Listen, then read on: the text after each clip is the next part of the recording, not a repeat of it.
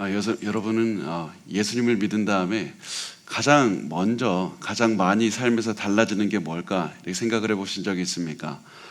저는 예수님을 믿은 다음에 가장 많이 달라진 게 내 삶에서 매일매일 달라진 게 뭘까 생각을 해보면 선택하는 게 달라진 것 같습니다. 그냥 뭘 하나 선택해도 이것이 예수님을 위한 선택일까? 저것을 선택해도 단순히 내가 나 좋기 위해서 하는 것일까? 예수님을 위해서 좋게 하는 것일까? 항상 그런 선택 하나하나에 신경을 쓰면서 살아가게 됐습니다. 그래서 예수님과 돈이 있으면 예수님 선택해야지 그 마음으로 살고, 예수님과 자녀들이 있으면 그래도 예수님 선택해야지 그런 마음으로 계속해서 살게 됩니다.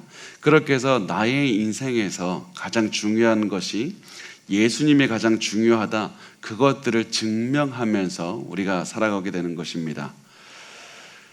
그래서 예수님께서는 우리에게 이것이 단순히 그 어떤 특별한 사람, 목사에게만 주어진 삶이 아니라 예수님을 따르는 모든 제자가 살아가야 되는 그런 삶의 모습이라고 말씀을 하셨습니다.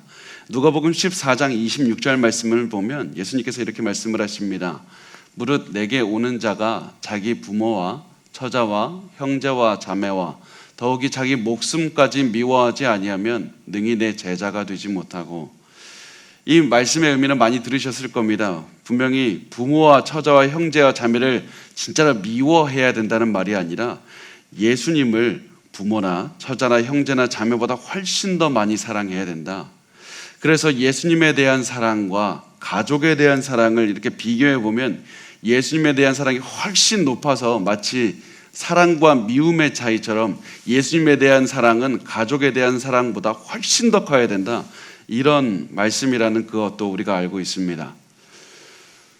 그런데 만약에 예수님도 사랑하고 가족도 사랑해야 된다 이렇게 얘기를 하면 우리 삶에 별다른 차이가 없는 것 같습니다. 내 삶에 그렇게 많은 변화가 있는 것 같지 않습니다. 그런데 만약에 예수님과 가족과 내가 그 둘 중에 하나만 선택해야 된다면 누구를 선택해야 되는 것일까? 이렇게 질문이 달라지게 되면 그 대답도 굉장히 달라지게 됩니다. 예수님과 가족 중 하나를 포기해야 된다. 그럼 어떻게 해야 될 것인가? 여러분은 누구를 포기할 것 같습니까? 내 자녀? 예수님? 누구를 포기할 것 같습니까? 사실 이 질문은 그냥 그런 일이 어디 있습니까? 생각할 수도 있지만 이 질문에 대한 대답이 사실 굉장히 중요합니다. 왜냐하면 현재 이 질문에 대한 대답 때문에 수많은 사람들이 현재 이 시대에도 목숨을 잃기도 하고 집에서 쫓겨나기도 하기 때문입니다. 그리고 또 이 질문이 중요한 이유는 우리도 이 질문에 대한 대답을 할 때가 반드시 오기 때문입니다. 돈이든 가족이든 직장이든 자존심이든 다 버리고 예수님만 따를 것인가? 아니면 말 것인가? 이 질문에 대한 응답으로 살아가야 되는 때가 너무나도 많기 때문입니다. 그래서 우리가 항상 기억해야 될 건 내가 가족도 잡고 돈도 잡고 내 자존심도 잡으면서 예수님도 잡을 수 있는 방법은 없을까? 그런 방법은 없습니다. 그래서 우리가 예수님만 잡고 예수님만 살아가면 우리가 예수님께서 우리에게 나머지 것들은 선물로 우리에게 베풀어 주시리라, 이런 마음을 가지고 예수님만 선택하는 그런 삶을 사셨으면 좋겠습니다. 때로는 그 선택이 우리의 가슴을 아프게 한다 할지라도 그래도 여전히 정답은 예수님만 선택하는 겁니다. 오늘 제가 이렇게 예수님만 선택하는 것에 대해서 말씀을 나누는 이유가 뭐냐면 바로 이 요나단의 모습 때문에 그렇습니다. 오늘 우리가 나누는 그 요나단은 하나님께서 선택하신 다윗만 선택하는 그런 삶을 살았던 사람이었습니다. 요나단에게는 계속해서 이 두 가지 그 선택사항이 있었습니다. 아버지 사울을 선택할 것인가? 다윗을 선택할 것인가? 요나단은 계속 다윗을 선택합니다. 다윗이 그냥 좋아서 내가 좋아하는 사람이라서가 아니라 또 아버지 사울이 너무 미워서 정 떨어져서도 아닙니다. 요나단은 하나님께서 다윗을 선택하셔서 사울의 뒤를 이어서 왕이 되게 해주셨다는 사실을 확실하게 알고 있었습니다. 그것 때문에, 하나님의 뜻 때문에 다윗을 선택했던 것이었습니다. 이 사실을 알매도 불구하고 요나단이 다윗을 선택하는 거 결코 쉽지 않았습니다. 굉장히 어려웠습니다. 아버지의 협박과 회유도 있었고 실질적으로 죽이려는 그런 시도도 있었습니다. 그럼에도 불구하고 요나단은 그 삶에서 넘어지지 않고 다른 곳으로 가지도 않고 계속해서 다윗만 선택하게 됩니다.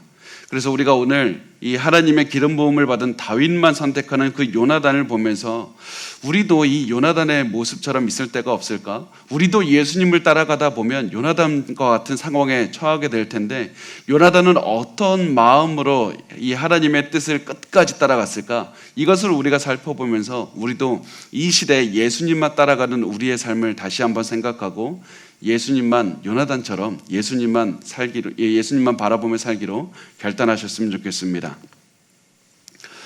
자, 오늘 말씀을 전하기 전에 지난 시간의 말씀을 한번 좀 요약을 간단하게 해보겠습니다. 우리가 보면 그 당시에 이스라엘 사람들이 음력 초하루에 잔치를 벌였고 또 거기에 맞춰서 이 왕궁도 잔치를 벌였습니다. 그래서 이 사울 왕과 그 왕에 있는 그 고관 대작들이 이렇게 같이 이렇게 그 잔치를 벌이게 되는데 이 사울은 이때 당연히 그 잔치를 벌일 때 초대해야 되는 사람이 다윗입니다. 다윗은 그 나라의 굉장히 유명한 장수이자 또 사울의 사위가 됩니다. 그래서 다윗도 가야 되는데 다윗이 너무 걱정이 되는 겁니다. 왜냐하면 지금까지 사울이 자기를 3번이나 죽이려고 했기 때문에 이번에 잔치 돌아가면 또 날 죽이지 않을까? 그것 때문에 다윗은 돌아가야 될까 말아야 될까 이렇게 고민하다가 결국에는 이 잔치를 통해서 사울이 나를 또 죽이려고 하는지 내가 시험 한번 해봐야 되겠다. 지난번에는 나를 죽이려고 했다가 한번 마음을 돌이켰던 그런 적이 있으니까 이번에도 혹시 나를 죽이려고 했다가 마음 돌이키지는 않았을까?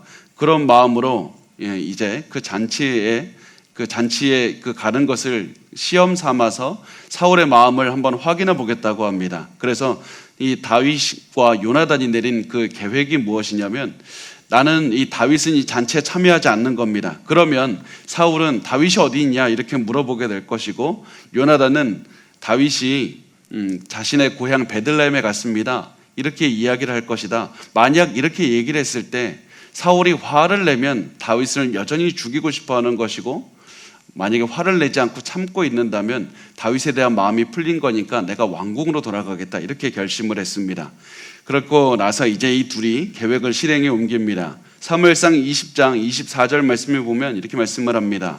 다윗이 들의 수문이라 초하루가 되매 왕에 앉아 음식을 먹을 때 자 이제 초하루 이제 음력 초하루가 돼서 이제 잔치가 벌어지게 되고 다윗과 요나단은 약속한 대로 이제 다윗은 약속한 대로 들에 숨어 있고 요나단은 이제 잔치로 가서 요나단에게 소식이 들려오기만을 다윗은 기다리고 있습니다. 이래서 이제 요나단이 왕궁 잔치에 이제 참여해서 아버지가 나한테 물어볼 그 기회, 내가 대답할 기회만 보고 있는 겁니다. 이제 25절 말씀 우리 한번 같이 읽어보겠습니다. 사무엘상 20장 25절 시작.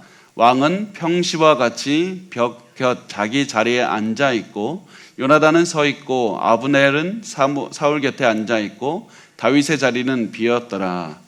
잔치에서 이제 앉는 자리가 나오는데 벽 바로 옆에 사울이 앉습니다. 왜냐하면 그 보안의 문제로 누가 옆으로 치고 들어올 수 있기 때문에 벽 바로 옆에 사울이 앉고 그 옆에는 그 나라의 군대 장관이 아브넬이 앉았습니다. 그리고 사울의 바로 앞자리에는 그 용사이자 자신의 아들인 그 요나단이 딱 서 있습니다.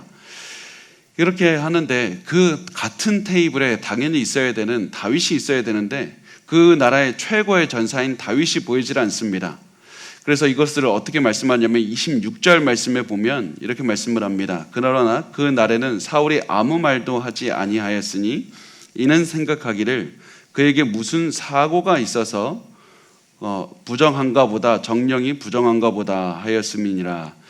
자, 이 말씀을 보면 이 다윗이 보이질 않는데 다윗이 어디 있을까? 사울이 물어보질 않았습니다. 왜냐하면 그 다윗에게 피치 못한 사정이 있는 것 같다. 그래서 이날 그래서 못 왔겠지 이렇게 생각을 한 겁니다.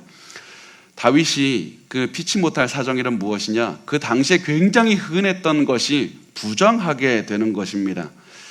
우리가 잘 알다시피 구약 성경을 자주 나누다 보면 신약에서도 그렇고 부정하게 된다는 것에 대해서 나누게 되는데 부정하게 되면 당연히 해야 되는 것이 무엇이냐면 그 주변 사람들로부터 자기를 격리하는 겁니다. 그래서 사람들로부터 자기를 만나지 못하도록 그렇게 해야만 됐습니다. 그런데 부정하게 되는 게 어떤 큰 일이 있어야 되는 게 아니라 굉장히 자기도 모르는 게 되는 경우도 많았기 때문에 사람들은 굉장히 부정하게 되는 경우가 굉장히 많았습니다. 예를 들면 뭐 금지된 곤충의 손이 닿아도 부정하게 되고, 죽은 동물에 맞닿아 있던 축축한 씨앗에 닿아도 부정하게 되고, 부정한 사람에 닿아도 부정하게 되고, 죽은 시체에 닿아도 부정하게 됐습니다.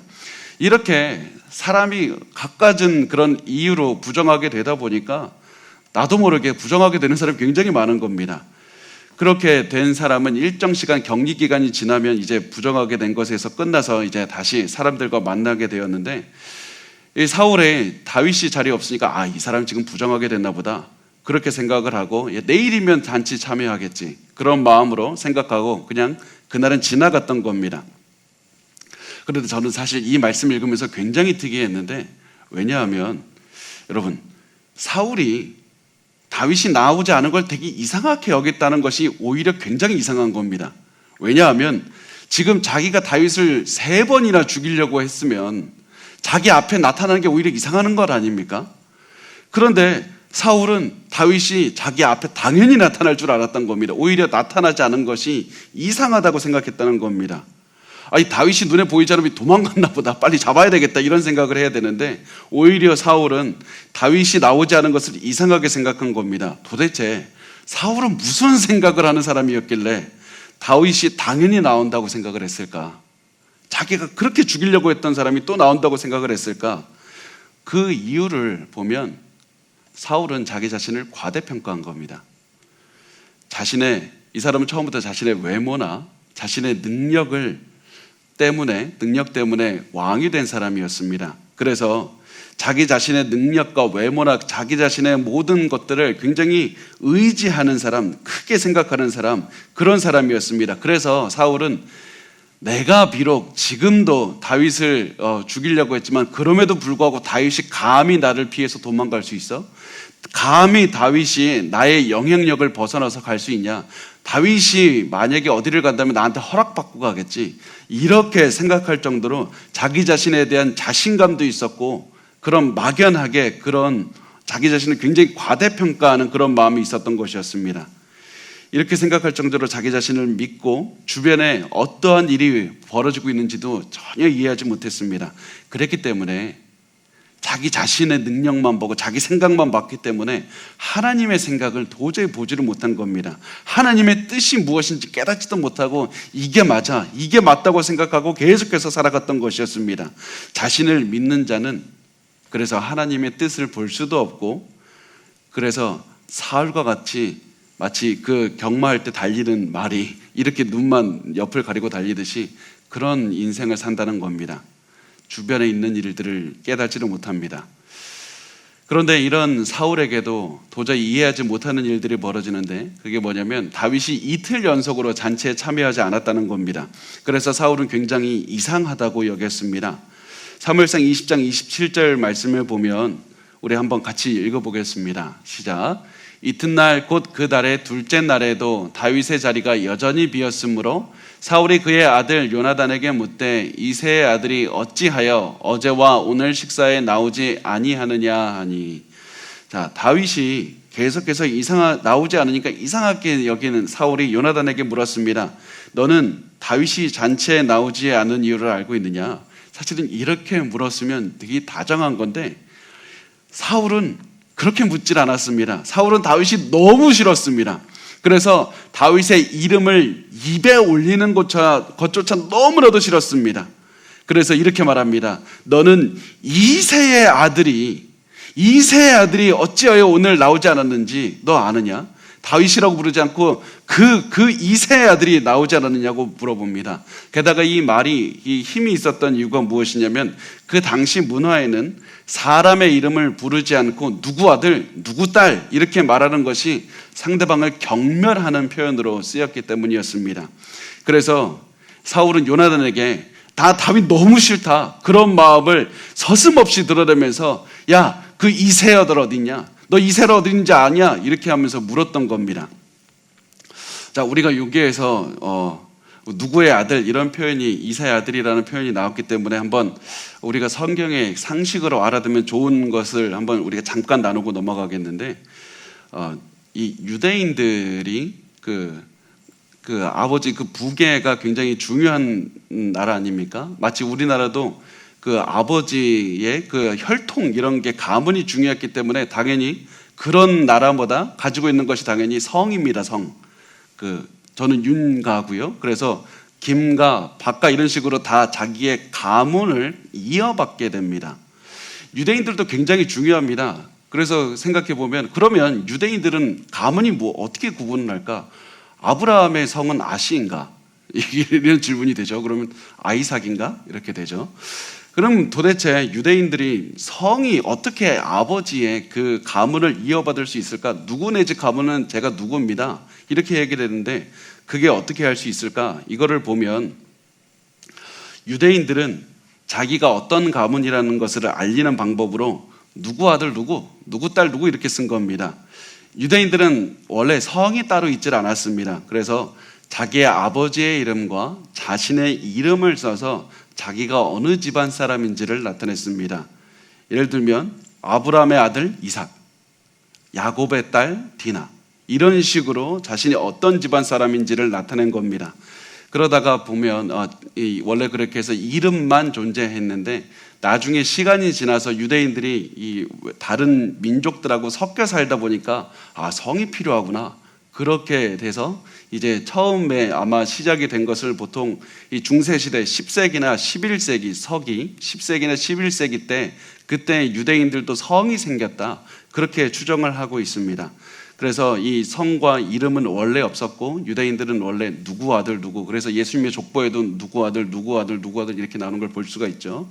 그래서 우리가 이 유대인들의 그 자신의 가문을 이어받는 그 방법으로 그 자신의 아버지 조상의 이름들을 사용해서 나타냈다. 이것을 우리가 기억하시면 좋겠습니다.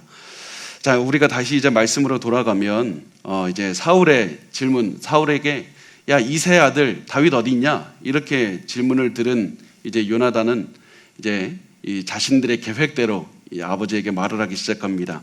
사무엘상 20장 28절에서 29절을 보면 이렇게 말씀을 합니다. 요나단이 사울에게 대답하되 다윗이 내게 베들레헴으로 가기를 간청하여 이르되 원하건대 나에게 가게 하라. 우리 가족이 그 성읍에서 제사할 일이 있으므로 나의 형이 내게 오기를 명령하였으니 내가 내게 사랑을 받거든 내가 가서 내 형들을 보게 하라 하였으므로 그가 왕의 식사 자리에 오지 아니하였나이다 하니, 그냥 다윗이 오지 않았다 이것이 아니라 요나단이 일부러 더 말을 붙여서 말한 것이 형이 불렀습니다. 형이 불러서 고향으로 불러서 어쩔 수 없이 갔습니다. 다윗이 이곳에 안 온 것이 도망가기 위해서도 아니고 다른 꿍꿍이가 있어서도 아니라 그냥 어쩔 수 없이 집안 사정 때문에 고향으로 갔다고 말을 했습니다. 그런데 이 말을 듣고 사울은 불같이 화를 내기 시작을 합니다. 요나단을 엄청나게 몰아붙입니다. 이 사무엘상 20장 30절 말씀을 보면 우리 같이 한번 읽어보겠습니다. 시작. 사울이 요나단에게 화를 내며 그에게 이르되 패역 무도한 계집의 소생아, 내가 이새의 아들을 택한 것이 내 수치와 내 어미의 벌거벗은 수치됨을 내가 어찌 알지 못하랴. 자, 이 사실 왕의 식탁에 누가 빠지고 누가 들어오고는 누구만 결정할 수 있냐면 왕만 결정할 수가 있는 겁니다. 그런데 지금 이 요나단이 뭐라고 했냐면 다윗이 나에게 물었습니다. 다시 말하면 다윗이 자기에게 사울에게 물어봤었어야 되는데 요나단에게 물어봐서 이 빠져나간 것을 보면 다윗이 요나단을 이용한 거다, 도망한 거다, 이런 생각이 들어서 화가 확 나는 겁니다. 게다가 이 사울이 화가 난 이 다윗에게 화가 났을 뿐만 아니라 요나단에게도 화가 난 이유가 있는데, 다윗이 이런 술수를 부리고 있는데도 너는 거기에 넘어가서 순순히 다윗 보내줬냐, 너 이렇게 멍청하냐, 그러면서 사울이 굉장히 화가 난 겁니다. 그러면서 이렇게 화를 냈는데 사실은 사울의 입장에서 보면 이렇게 화를 낸 것이 당연한 것이었습니다. 왜냐하면 지금까지 사울이 다윗과 전쟁하고 다윗을 죽이려고 했던 이유가 다 요나단 때문이었기 때문입니다. 야, 내가 실패했다. 하나님께 나는 버림받았다. 그럼에도 불구하고 너에게만은 왕권을 내가 물려줘야 되겠다. 그런 마음으로 나 다음에 왕권을 이어받을 다윗을 죽여야 된다. 다윗을 죽여야지 너가 살 수 있다. 이런 마음으로 다윗을 계속 죽이려고 하는데 요나단이 그냥 다윗을 좋아할 뿐만 아니라 풀어주었다는 이 이야기를 듣고 굉장히 화가 난 겁니다. 그래서 사울은 요나단에게 욕을 하기 시작합니다. 이렇게 한 주석가는 번역합니다. 이 사생아 같은 놈아, 너 어떻게 그런 짓을 할 수가 있느냐? 이렇게 크게 그 아들에게 욕을 한 겁니다. 그런데 이때 아들에게 화를 내면서 한 말 중에 사울이 한 굉장히 중요한 말이 있습니다. 그게 뭐냐면 너가 이세 아들을 택한 것이 바로 이 말입니다. 너가 이세 아들을 택했다. 너는 이세 아들을 택했다. 아마 사울도 이 말을 하면서 자기가 그렇게 중요한 말을 했다는 사실은 이해하지 못했을 겁니다. 그렇지만 요나단은 이 사울의 말한 것처럼 굉장히 중요한 것을 했습니다. 바로 아버지보다 다윗을 택한 것이었습니다. 그 이유는 하나님께서 다윗을 택했기 때문에 요나단도 다윗을 선택한 것이었고 그 선택 때문에 자신의 삶이 계속해서 바뀌어만 갔다는 사실입니다. 요나단이 다윗을 선택하는 것은 결코 사울에게 좋은 소식이 아니었습니다. 왜냐하면 다윗 한 명을 잡기 위해서는 반드시 요나단이라는 사람이 필요했습니다. 요나단은 굉장히 지식이 뛰어났던 사람이고 용맹했던 사람이었습니다. 또 다윗과 우애가 깊었기 때문에 요나단을 사용하면 다윗을 잡을 수가 있었습니다. 게다가 왕위를 물려줘서 집안을 살리기 위해서도 요나단이라는 인물이 필요했습니다. 그래서 사울은 요나단을 적으로 돌리거나 당장 죽이거나 그렇게 하지 않고 자신을 위해서 일하게 하기 위해서 요나단의 마음을 조종하려고 하기 시작을 합니다. 우리가 보통 말하는 그 가스라이팅, 요즘에 많이 말하는, 이제 사울이 그렇게 시작을 하는데 이 세 가지를 사용합니다. 첫 번째, 너가 다윗을 도운 것은 아버지를 배신한 것이다. 그리고 이것은 너에게 수치거리다. 그래서 첫 번째, 사울이 요나단의 마음에 수치를 심어주기 시작합니다. 너 정말 수치심이 있어야 된다. 두 번째, 너가 한 행동은 너를 낳아준 어머니에게도 수치심을 주는 것이다. 그렇게 해서 요나단의 마음에 죄책감을 심어넣기 시작합니다. 세 번째는 너 권력에 대한 욕심이 있어야 되지 않느냐. 너 권력에 대해 욕심 좀 내라. 그러면서 한 말이 다음 구절에 나오는데 31절에 보면 이렇게 말씀을 합니다. 이새의 아들이 땅에 사는 동안은 너와 내 나라가 든든히 서지 못하리라. 그런즉 이제 사람을 보내어 그를 내게로 끌어오라. 그는 죽어야 할 자이니라 한지라. 다윗이 이 땅에 살아있는 한 너는 절대로 왕이 되지 못한다. 그렇기 때문에 반드시 너는 권력에 대한 욕심을 가지고 이 왕에 대한 왕국을 다스리는 그 꿈을 가져라. 하나님께서 다윗에게 왕권을 주겠다고 하셨는데 다윗만 죽이면 우리가 그 왕권 너에게 물려줄 수 있다. 그럼으로써 이 사울은 요나단에게 그 권력에 대한 욕심에 호소를 했습니다. 사울은 이렇게까지 해서 다윗을 죽이려고 했던 겁니다.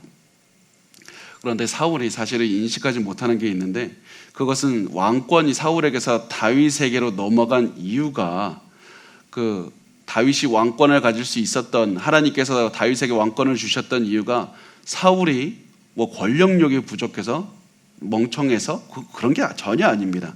하나님께 불순종했기 때문이었습니다. 그래서 사무엘이 사울에게 이렇게 말했었습니다. 사무엘상 13장 13절에 사무엘이 사울에게 이르되 왕이 망령되이 행하였도다. 왕의 하나님 여호와께서 왕에게 내리신 명령을 지키지 아니하였도다. 그리하였더라면, 명령을 지켰더라면 여호와께서 이스라엘 위에 왕의 나라를 영원히 세우셨을 것이거늘. 그러니까 사울이 하나님의 말씀만을, 명령만을 잘 지켰다면 이스라엘의 왕이 될 수 있었을 것이다.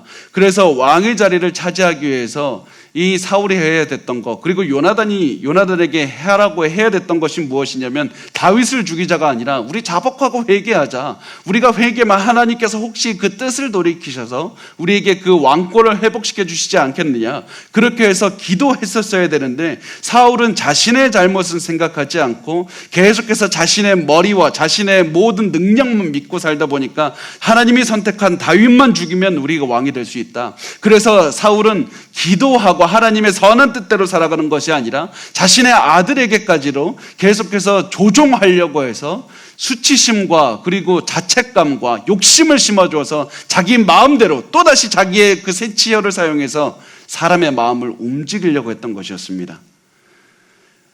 그래서 다윗을 죽이는 것 외에는 아무것도 보이지 않았던 그 사울이 요나단이 이제 명령합니다.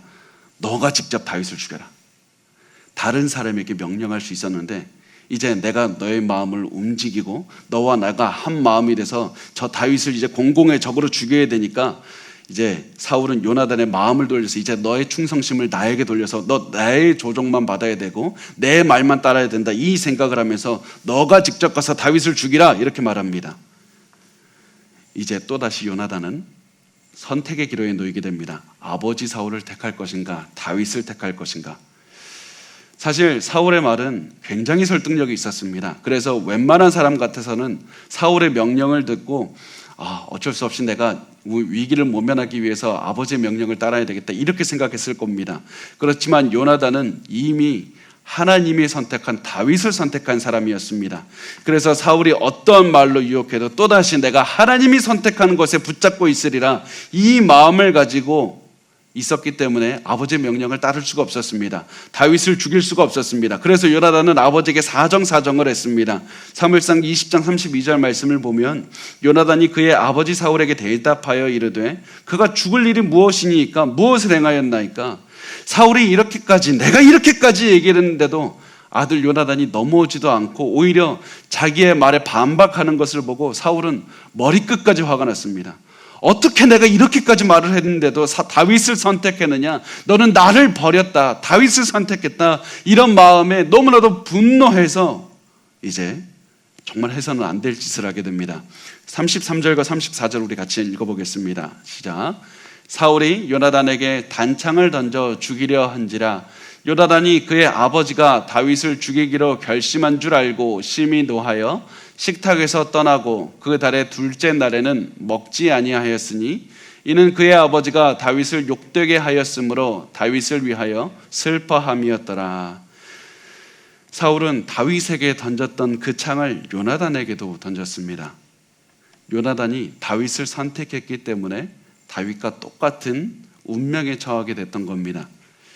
우리도 예수님을 선택하면 예수님이 걸어갔던 그 길을 걸어가게 되고 때로는 예수님이 당했던 그 고난도 당하게 됩니다. 그런데 마찬가지로 요나단이 다윗을 선택했기 때문에 다윗과 똑같이 창을 맞을 수 있는 위험에 처했지만 창이 다윗을 비껴난 것처럼 요나단에게서도 창이 비껴나갔습니다. 우리도 때로는 예수님을 선택함으로써 고난을 받지만 예수님께서 그 모든 고난에 승리하셨던 것처럼 우리도 반드시 고난에 승리하게 됩니다. 그래서 우리에게 아무리 어려운 선택이 온다 할지라도, 고난이 온다 할지라도 예수님만 선택하시면 예수님께서 그 모든 고난을 또 예수님처럼 승리할 수 있는 용기와 능력을 주신다는 사실을 믿고 우리 예수님만 따라가기를 바랍니다.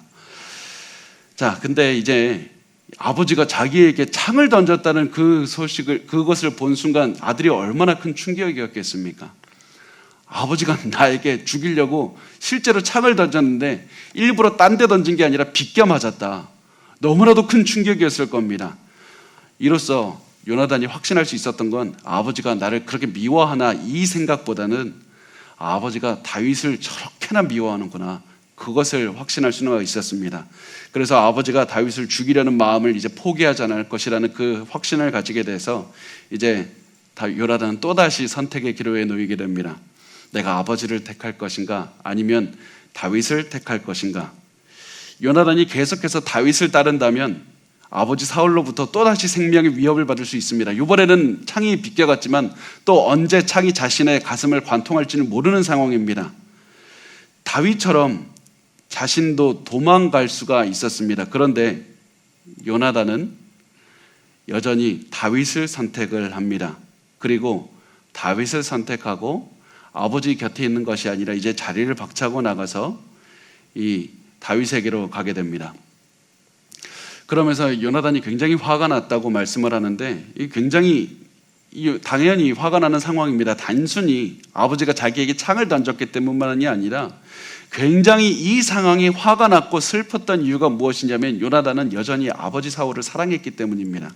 아버지가 여전히 너무나도 사랑하는 분이기 때문에 아무리 하나님께서 다윗을 선택하셔서 내가 다윗을 선택했다 할지라도 그럼에도 불구하고 하나님께서 나에게 보내주신 이 가정에 아버지를 사랑했고 아버지가 저렇게 잘못된 길을 간다는 것이 너무나도 가슴 아팠기 때문에 너무나도 수치스러웠기 때문에 너무나도 화가 났고 슬펐습니다. 그런 마음을 부여잡고 우선은 자기가 해야 될 일, 다윗에게 도망가라고 말하기 위해서 우선은 그 다윗과 약속한 장소로 갔습니다. 그 장소로 갈 때 그냥 간 것이 아니라 활을 들고 시종을 데리고 어린 시종을 데리고 다윗이 있는 그런 들로 갔습니다. 35절에서 40절까지의 말씀인데 한번 길지만 같이 읽어보겠습니다. 시작. 아침에 요나단이 작은 아이를 데리고 다윗과 정한 시간에 들로 나가서 아이에게 이르되 달려가서 내가 쏘는 화살을 찾으라 하고 아이가 달려갈 때 요나단이 화살을 그의 위로 지나치게 쏘니라. 아이가 요나단이 쏜 화살 있는 곳에 이를 즈음에 요나단이 아이 뒤에서 외쳐 이르되 화살이 내 앞쪽에 있지 아니하냐 하고 요나단이 아이 뒤에서 또 외치되 지체 말고 빨리 다름질하라 하매 요나단의 아이가 화살을 주워 가지고 주인에게로 돌아왔으나 그 아이는 아무것도 알지 못하고 요나단과 다윗만 그 일을 알았더라. 요나단이 그의 무기를 아이에게 주며 이르되 이것을 가지고 성읍으로 가라 하니. 자, 요나단이 시종, 그 어린 시종을 앞으로 보낸 다음에 그 시종을 키를 훨씬 넘도록 그 화살을 쏜 겁니다.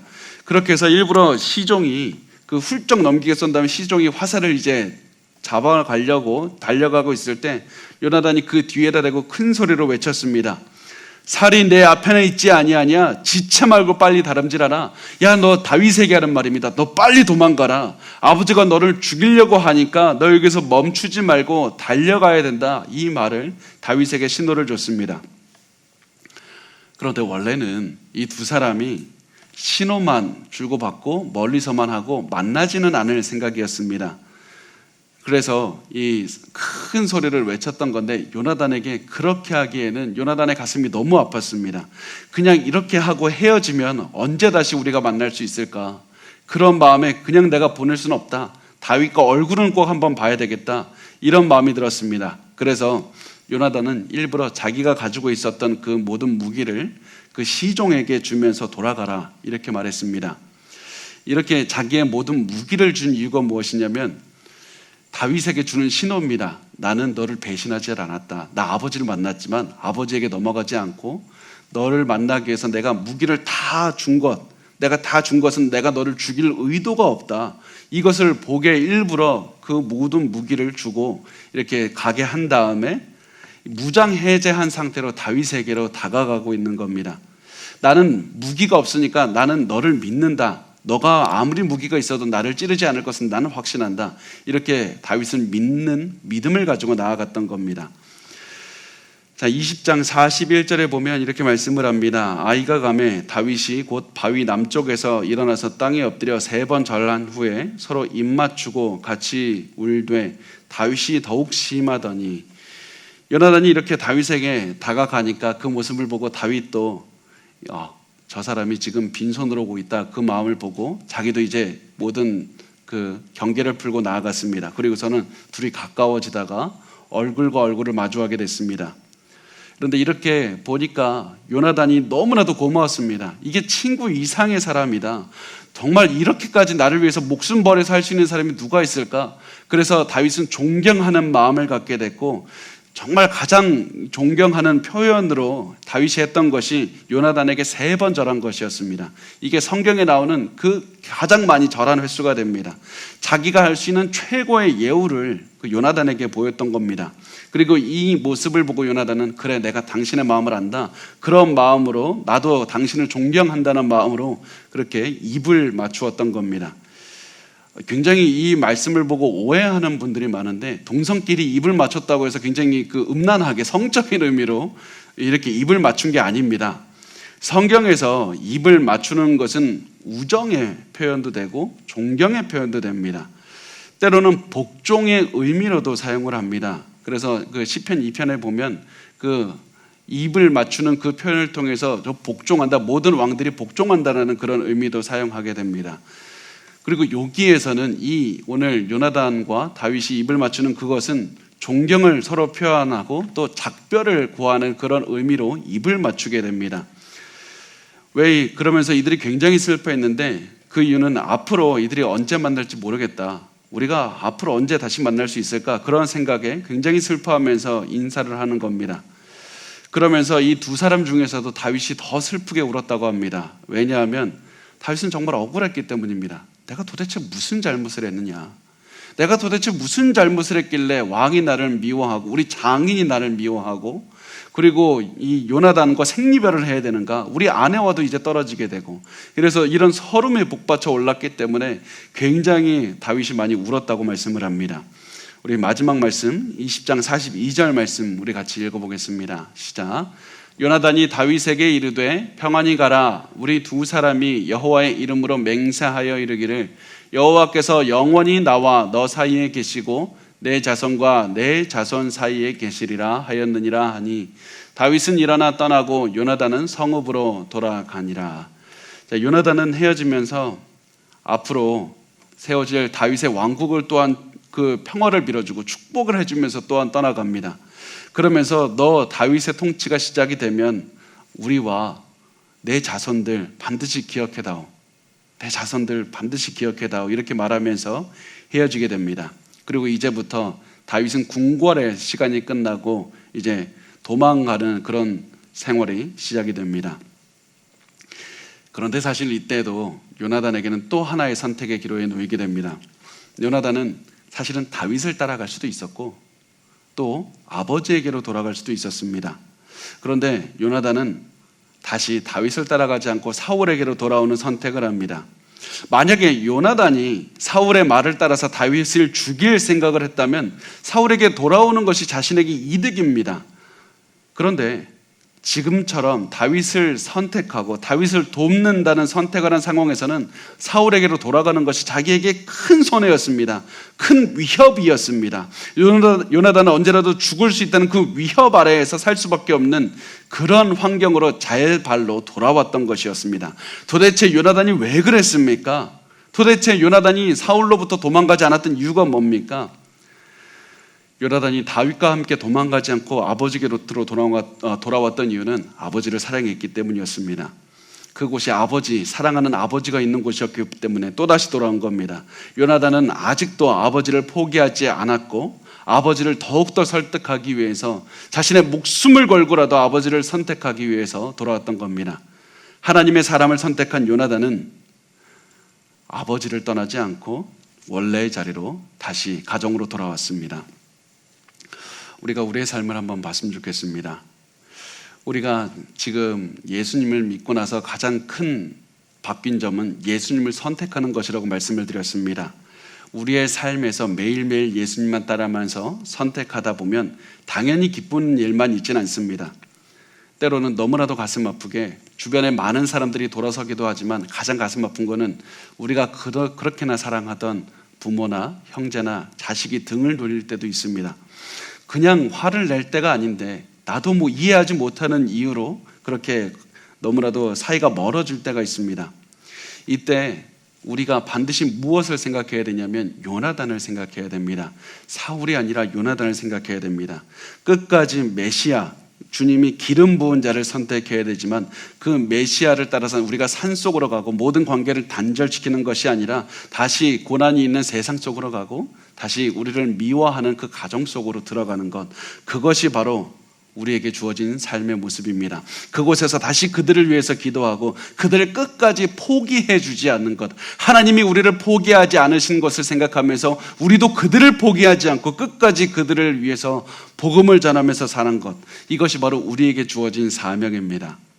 그래서 우리가 예수님의 이 말씀을 기억하시면서 사셨으면 좋겠습니다. 누가복음 14장 26절 우리 마지막으로 읽고 마치겠습니다. 시작.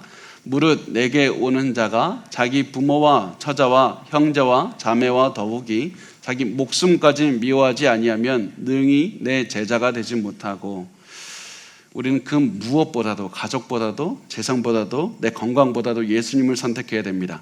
그래서 예수님을 선택했기 때문에 우리는 다시 한번 우리의 가족으로 돌아가야 되고, 우리는 다시 한번 우리를 미워하는 사람들에게 찾아가서 그들에게 복음을 전해야 됩니다. 그것이 바로 예수님을 사랑하는 제자들의 삶의 모습입니다. 여러분 그런 제자의 삶의 모습을 오늘도 살아가셨으면 좋겠습니다.